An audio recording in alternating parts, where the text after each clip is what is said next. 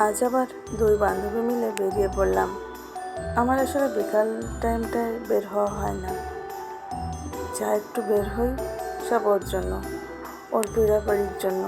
রাত দিন একটাই কথা, চল বাইরে যাই, চল রিল করি, চল ভিডিও তৈরি করি। হ্যালো বন্ধুরা, welcome to my another blog. আর আজকে আমরা যাচ্ছি আমাদের খুলনার জাতিসংঘ পার্কে। ওইখানে মেলা হচ্ছে, এটা ছিল ঈদ মেলা।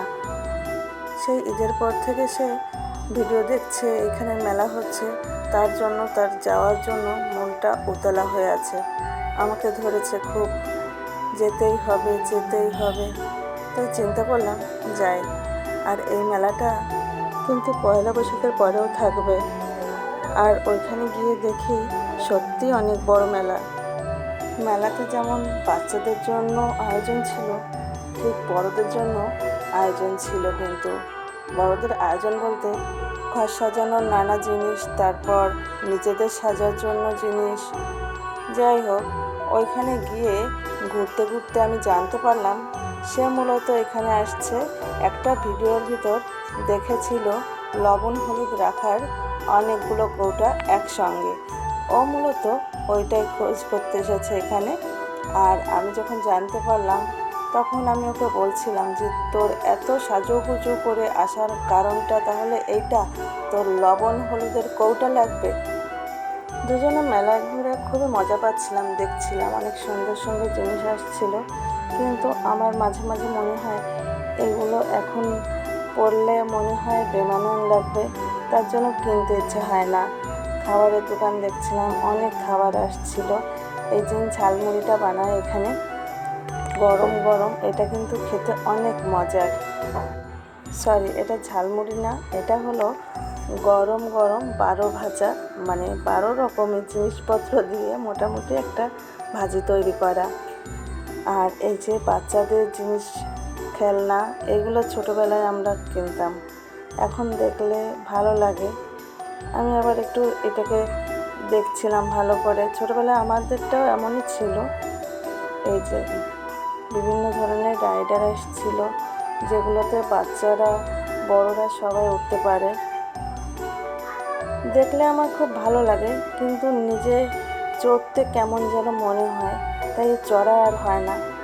আর এইখানে ছিল রান্নাঘরের জিনিসপত্র, একটু নাড়াচাড়া করে দেখছিলাম, ভালো লাগছিল। নিজের সংসার হয়নি হয়তো, তার জন্য কিনতে ওইভাবে মন চায় না, কিন্তু দেখতে ভালোই লাগে।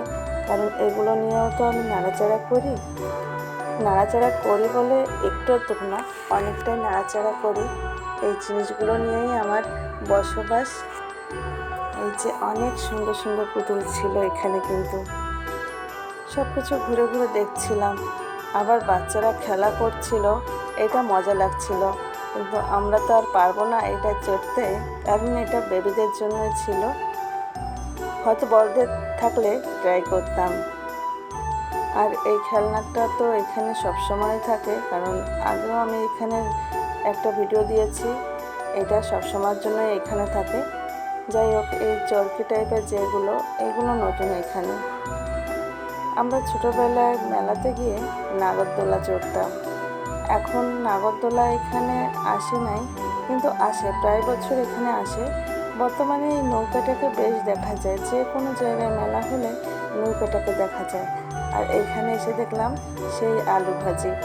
আমি ভিডিওতে দেখেছি এই আলু ভাজিগুলো, কিন্তু ট্রাই করিনি। মেলা ঘুরতে ঘুরতে মনে হলো এবার আমাদের কিছু খাওয়া উচিত। আর বাইরে গিয়ে মেলাতে এসে এই ফুচকার পরে আর কোনো খাবার হয় না, তাই ফুচকাই খেলাম। কিন্তু ফুচকাতে প্রচণ্ড ঝাল ছিল, আমার খুবই ঝাল লাগছিল। এবার আমাদের বাসায় যাওয়ার পালা। আমি আবার একটু দেখছিলাম এদিক ওদিক তাকিয়ে কী কী আছে।